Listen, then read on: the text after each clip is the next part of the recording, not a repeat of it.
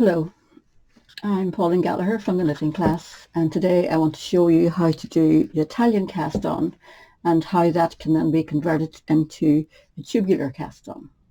So the setup is like the setup for the long tail cast on, and you've got a tail, your working yarn, bring both together and separate the working yarn from the tail. The tail is running over your thumb. First loop we're going to make is made by dipping down into the space and wrapping the yarn around.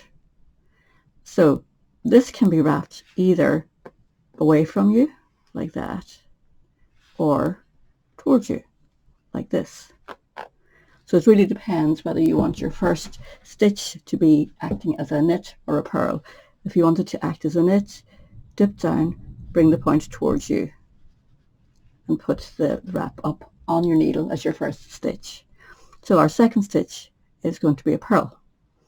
So for Italian cast on, in order to purl, swing the needle away from you under both strands towards the thumb, then pick up a bite of yarn from the thumb, bring it under the finger yarn, and that becomes your first purl stitch.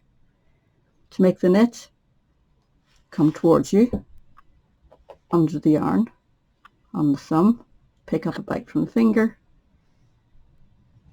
and place it on the needle.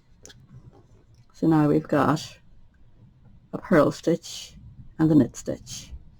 So a purl away under both, pick up from the thumb, knit, come towards you under one, pick up from the finger. So purl away, knit two, purl under two, knit under one. So you continue in this way until you have set up the number of stitches that you need for your cast on.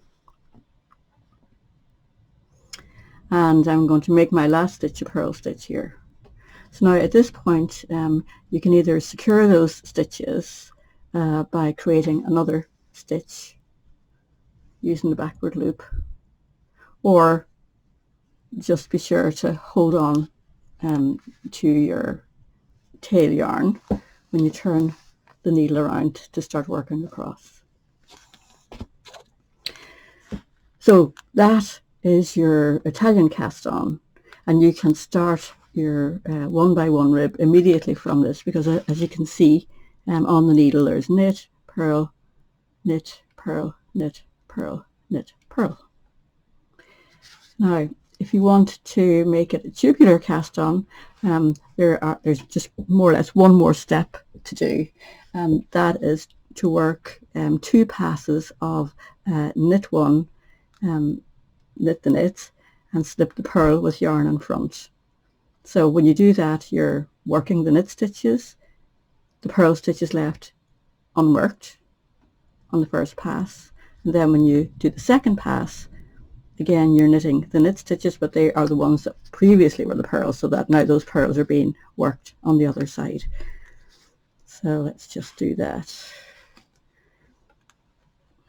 So knit one, yarn forward, slip the purl, yarn back to knit, yarn forward to slip, yarn back to knit, yarn forward, slip, yarn back, knit, forward, slip, back, knit, forward, slip, back, knit, forward, slip. So that's one pass done. Second pass then, we're now knitting the stitches that were previously slipped. So the same again, knit one, yarn forward, slip the purl, yarn back. And actually I'll show this continental style. Okay, so yarn back, knit, yarn forward, slip, yarn back, knit, forward, slip, back, knit, forward, slip. So knit the knits, slip the purls with yarn in front, knit and purl. Okay, so that is the tubular cast on done. Now normally you would actually do this little section with a needle maybe smaller than the needle you intend to use for the rib. And how they look when they're worked up into rib is slightly different. So both of them, the Italian cast on, which is here, and the Italian tubular cast on, make cast on edges in which the knits run right to the edge. So there's no, discernible cast on edge here. Your rib just runs right to the edge. The same with the tubular, except the difference is that the edge itself in the tubular cast on is just that bit smoother and rounded, and probably just a little bit more elastic than the Italian on its own. So this makes a very nice finish for, let's say, cast off or cast on for cuffs, the bottom of a sweater, or a hat or anything like that, because it does give you the stretch, but leaves you with that lovely looking invisible, really, cast on edge. Thank you.